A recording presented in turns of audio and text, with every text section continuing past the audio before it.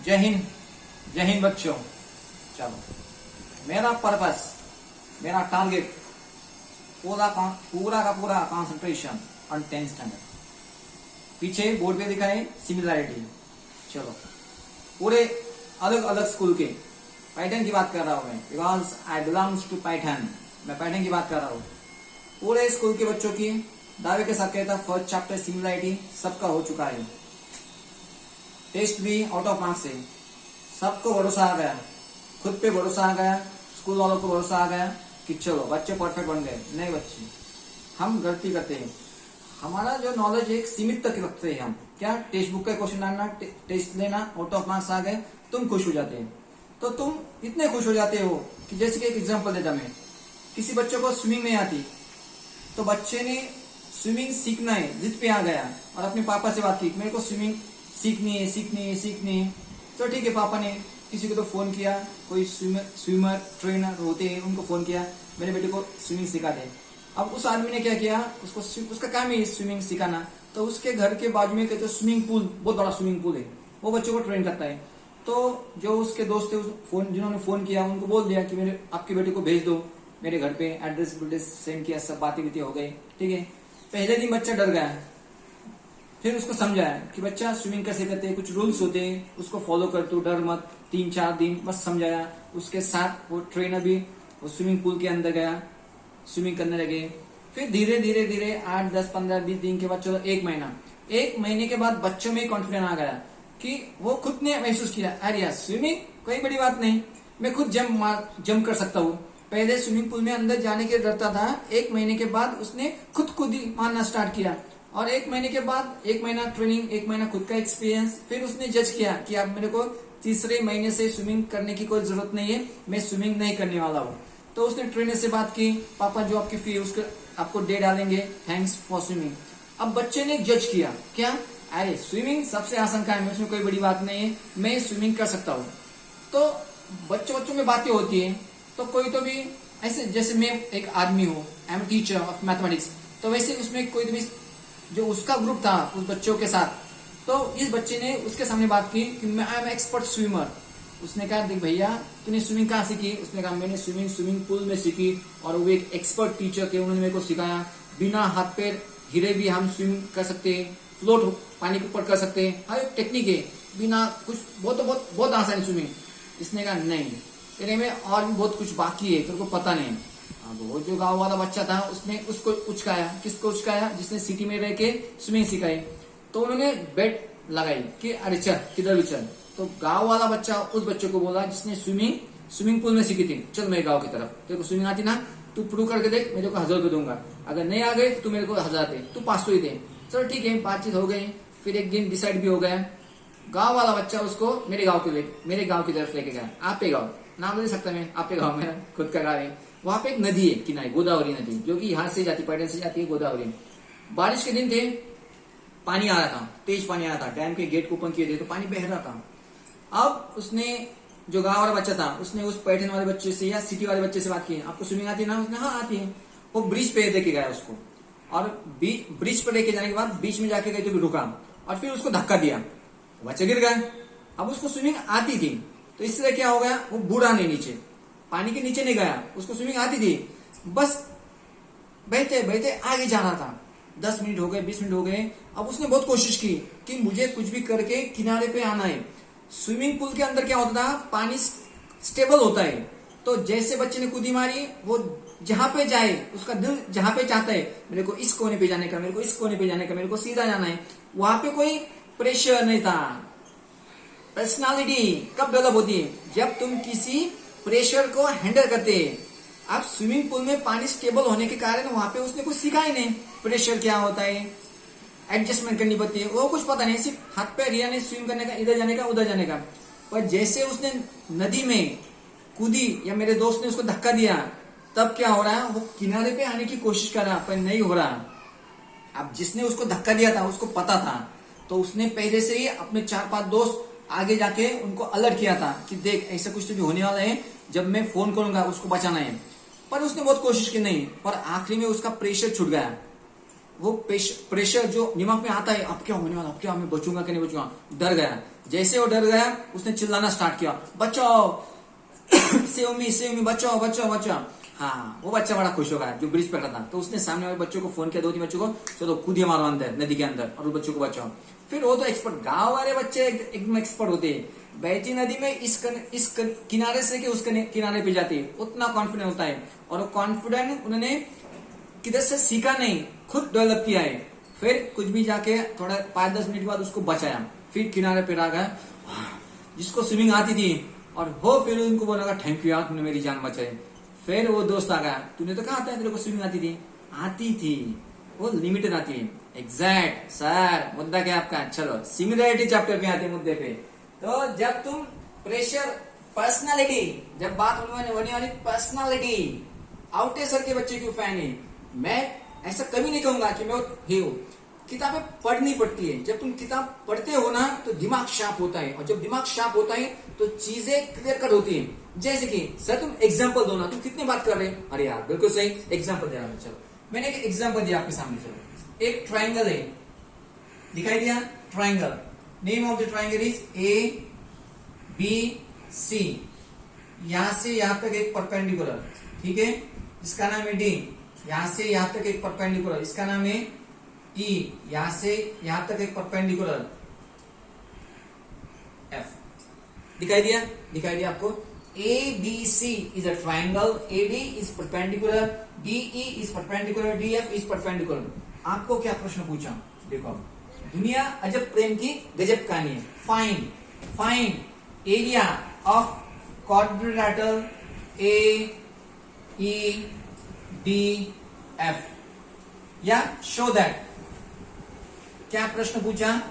Show that area of quadrilateral AEDF equal to under root AE into BE into AF into FC। अब आपके सामने एक बार मेरे को चेक करने दो। हाँ, AEDF एग्री? हाँ, पूरे बनने वाले सर, इट्स अ क्वाड्रिलेटरल, ठीक है। उस क्वाड्रिलेटरल, अब वो क्वाड्रिलेटरल कुछ भी हो सकता है, क्वाड्रिलेटरल, उसकी एरिया क्या दिखानी है? Under root AE into BE into AF into FC। हाँ, सही क्वेश्चन है। अब आपके सामने टेक्स्ट बुक दिया, डाइजेस्ट दिया, जो भी कुछ नोट्स तुम्हारे पास अवेलेबल है सब दिया, और आपको पूछा शो दैट, लो ओपन टेस्ट एग्जाम में, ओपन टेस्ट सब।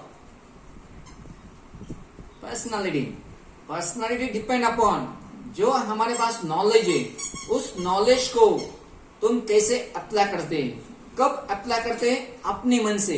अपने मन से तुम कब अप्लाई करोगे? जब तुम नए चीजों के साथ, उसके साथ खेलना सीखोगे, एडजस्टमेंट करना सीखोगे। टेक्स्ट बुक का सम देता तो जो भी देख रहे वीडियो दावे के साथ, उनके मन में चल विचल होता है, कुछ तो होता है, ऐसा आंसर कुछ तो भी लाते, ध्यान नहीं देते, पर क्वेश्चन अलग है। हाँ, दावे के साथ कहता है जब मैं 5 मिनट के बाद बात करूंगा, इसका आंसर 3 या 4 स्टेप में आता है, और वो आपको भी पता है, बस आपको अब क्या नहीं हो रहा? इमेजिनेशन नहीं हो रहा, कनेक्ट नहीं हो रहा। Connect, education, teacher and student, इनका अगर सही कनेक्शन हुआ, कनेक्टिविटी आ गई, तब जाके रिजल्ट बढ़िया होते हैं। बच्चे गांव से सिटी में आते हैं, तालुका प्लेस पे, जो गांव से तालुका आते हैं, वो टीचर्स को देख के बहुत खुश होते हैं। क्यों खुश होते हैं? क्योंकि गांव में टीचर्स अवेलेबल नहीं होते, एक ही आदमी होता है टीचर, वही सब सब्जेक्ट सिखाने की कोशिश करता है, और जो कोई नया सीखना चाहता है वो बोर होता है वहां पे। जब वो गांव से तालुका लेवल पे आता है तो बड़ा खुश होता है, क्योंकि उसको 2-3 फेसेस दिखते हैं, दिस सर, उसमें खुश होता है। पर जो तालुका लेवल के स्मार्ट बच्चे, टैलेंटेड है, वो तालुका लेवल पे खुश नहीं होते।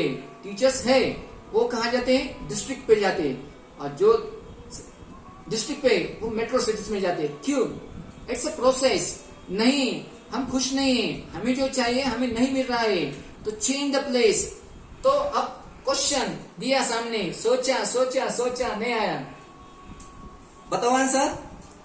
इसका सॉल्यूशन टेक्स्ट बुक के बाहर पे नहीं है, टेक्स्ट बुक के अंदर ही सीखा है। चलो आ जाओ back.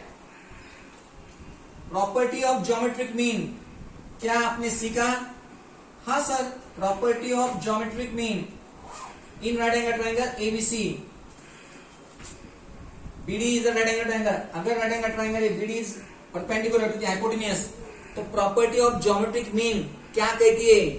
Suppose ABC is a right angle triangle, BD is perpendicular to the hypotenuse. With the help of property of geometric mean I can write what I can write, BD equal to under root AD into BC. Can I write or no? Yes I can write, क्योंकि मेरे को सिखाया गया. ठीक है, अब देखो solution, इसका solution in triangle ADB, in triangle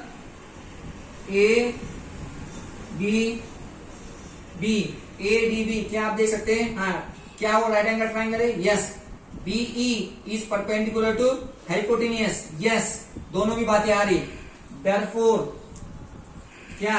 bye, बहुत आसान है, by property of geometric mean, by property of geometric mean I can write क्या? DE equal to under root क्या लिखू? AE into EB. Yes or no? अगर मैं BD को under root AD into DC लिख सकता हूं, तो डीई को मैं क्या लिख सकता हूं? एई इंटू बी. यस सर, कोई दिक्कत नहीं. चलो, सिमिलरली इसका मतलब क्या हो गया? जो यहाँ पे अप्लाई किया वही यहाँ पे अप्लाई करो. सिमिलरली क्या? In triangle ADC, DF is perpendicular to the hypotenuse by property of geometric mean, DF equal to F under root F into F C. चलो, मेरे पास दो इक्वेशन आ गए. मेरे को इसकी वैल्यू भी आ गई और इसकी वैल्यू भी आ गई. जैसे कि DE equal to under root AE into B and DF equal to under root F into F C. 1 और 2 आ गए. सर ये तो अरे काम का है ना, पैसे क्या? चलो ठीक है. एरिया ऑफ क्वाड्रिलेटरल क्या है? ए ई डी एफ. इसको मैंने अगर रेक्टेंगल बोल दिया तो कुछ गलत किया क्या? नहीं, क्योंकि यहाँ पे 90 गिवन है. एंगल ए इक्वल टू 90 डालो मत, एंगल ए 90 गिवन है. यहाँ पे 90 है, यहाँ पे 90 है, यहाँ पे भी 90 होने वाला है. अगर नहीं भी देते तो 3 एंगल किसी भी क्वाड्रिलेटर के अगर 90 होते तो दावे के साथ कहता हूं क्या? कि ये जो क्वाड्रिलेटर है, ये क्वाड्रिलेटर क्या होने वाला है? रेक्टेंगल. ये क्वाड्रिलेटर क्या हुआ? रेक्टेंगल. अगर रेक्टेंगल बन गया तो चलो सॉरी यहाँ पे नहीं, ये सिर्फ परपेंडिकुलर है. एंगल ए 90 गिवन है, जो मैंने पहले देना चाहिए था, नहीं दिया, सॉरी. एंगल ए 90 है, यहाँ पे 90 है, यहाँ पे 90 है. तो यहाँ पे जो बचा हुआ है ये तो बस परपेंडिकुलर है. यहाँ पे जो बचा है ये भी कितना होने वाला है? 90. और किसी क्वाड्रिलेटर के अंदर 90 आ गया, then that quadrilateral is a rectangle. चलो ठीक है, अब इसको हमने एक्सेप्ट किया रेक्टेंगल. एरिया ऑफ रेक्टेंगल मतलब quadrilateral A E D F equal to length into breadth. इसको मैंने लेंथ कंसीडर किया, इसको मैंने ब्रेथ कंसीडर किया. चलता है. चलो, डी एफ की वैल्यू बताए मेरे को, डी ई की वैल्यू बताए. दैट इज अंडर रूट जो भी कुछ है क्या है आने वाला है क्या आने वाला है? लेंथ क्या है? डी एफ की वैल्यू क्या है? डी एफ क्या है? D F equal to A F into F C equal to breadth क्या है? ईडी. और ईडी की वैल्यू कितनी है? Under root A E into A B. क्या पूछा था? जो पूछा था वही आ गया. बोलो तो जो 4 मार्क का क्वेश्चन आने वाला है एग्जाम में और जो तुम्हें सताने वाला है उसमें कुछ बड़ी बात नहीं होने वाली. बड़ी बात यही होने वाली है आपने जो सीखा पार्ट 1 हो या पार्ट 2 का, जो एक्स्ट्रा क्वेश्चन आता है कुछ हटके से. और अब मैं क्यों सिखा रहा? मेरी सोच है 100 आउट ऑफ 100. मैंने एक वीडियो डाला था 100 आउट ऑफ 100. मेरा मेन इंटेंशन क्या है कि जो भी कोई बच्चे देख ले मेरा वीडियो, एक बच्चों को भी आउट ऑफ मार्क्स गिर गए और किसी ने स्टेज पे जाके बस इतनी सी बात कही थी कि अरे हाँ, कब कहो जब तुम कुछ पाओगे. अब भी क्या हो रहा है तुम्हारे साथ? It's a process. अब भी जो तुम्हारे साथ क्या हो रहा है? Process. You are in a process.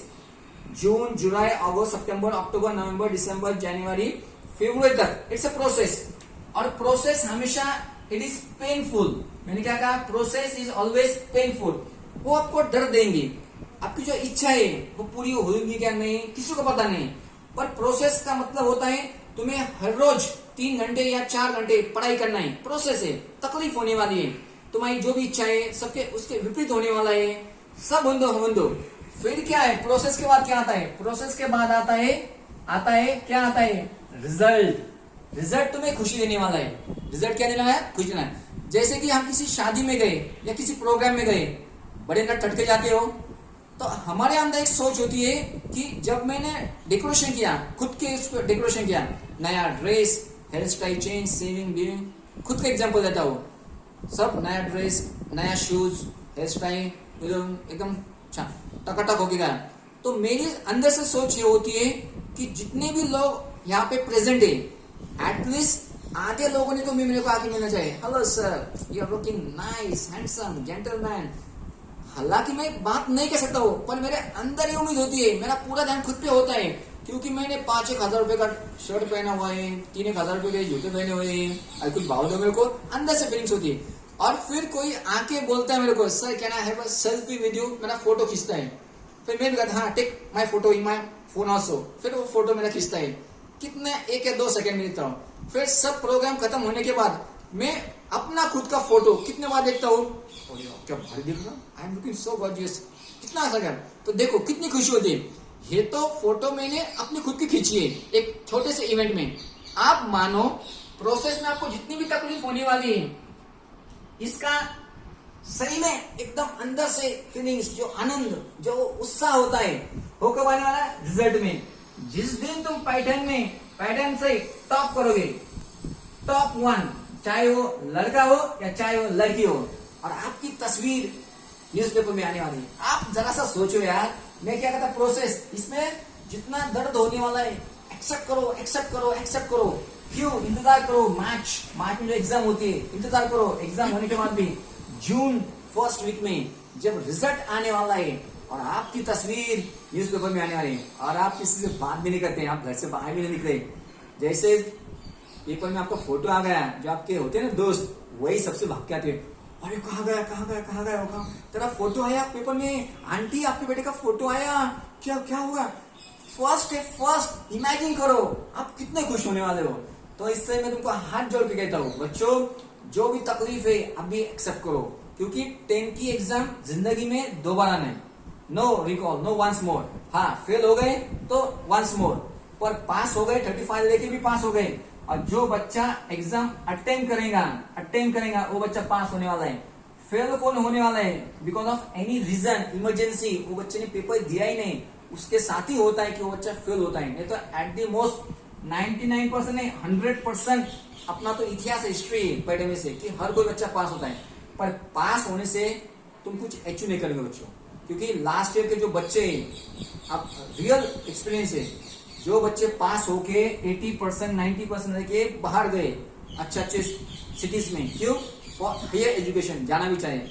फिर उस दिन जब उन्होंने फी पेड की, और जब एहसास होने लगा कि क्या पढ़ाई होती है और सर के ऊपर से कैसे चीजें जाती है, क्यों, आप खुद उसको रिस्पॉन्सिबल है। आप जितनी मजा आप करोगे ना, उसके परिणाम जिंदगी भर भुगताओगे। इसलिए सही समय मेहनत करो, ट्यूशन जाओ, खुद की पढ़ाई करो। मैं तो पूरी कोशिश करूंगा आपको इंस्पायर करने की, कि मेरे वजह से किसी एक बच्चे के अंदर भी जरा सा भी चेंज हो गया और उसने पढ़ाई की, तो I will think that my life has done, I have achieve something. मैंने कुछ भी अचीव किया। किसी को बर्बाद करने से अच्छा है किसी की लाइफ बननी चाहिए, और उस बच्चे ने कहना चाहिए वो अचीव करेगा कुछ तो भी। अरे यार, वो एक बावले सर थे हमारे, कोई तो भी औटे सर, उन्होंने हमें उस समय में इंस्पायर किया, सही डायरेक्शन दिखाई। देखो मेहनत हर कोई करता है, मेहनत जैसे कि कुछ तो भी, यहाँ पे मैं खड़ा हूँ, मेरे को इस पॉइंट के पास जाना है, पी पॉइंट के पास जाना है, मेहनत तो मैं कर रहा हूँ, पर मैं गलत डायरेक्शन में जा रहा, इस डायरेक्शन में जा रहा हूँ। अब मैंने कितनी भी यहाँ पे मेहनत की, मेरे को जाना है ऊपर इस पॉइंट के पास, पर मैं जा रहा इसे कहते हैं मेहनत के साथ डायरेक्शन भी चाहिए, और मैं ऐसे नीचे जा रहा हूँ। कितनी भी मेहनत की, सब मेहनत बेकार होने वाली है। इसलिए सही समय 10th में हो, आप दिल लगा के पढ़ाई करो, कोई टीचर अच्छा है कोई टीचर बुरा नहीं होता है। अब अपनी समझदारी बढ़ाओ, जो सही है एक्सेप्ट करो, जो गलत है जगह पे कंट्रोल डिलीट मार के डिलीट मार दो, उस पर चर्चा मत करो और अपना टाइम इसकी उसकी बातों में बर्बाद मत करो। कोई किसी को बनाता भी नहीं, कोई किसी को बिगड़ता भी नहीं। जो भी कुछ इंसान बनता है खुद की हिम्मत पे बनता है। तो stop nonsense talking and focus on your study. फिर बात करेंगे जून में। आप खुद जिसके वजह से अपने चेंज होता है ना, हम खुद उस आदमी को जाके मिलते हैं। आज के लिए इतना है। जय हिंद।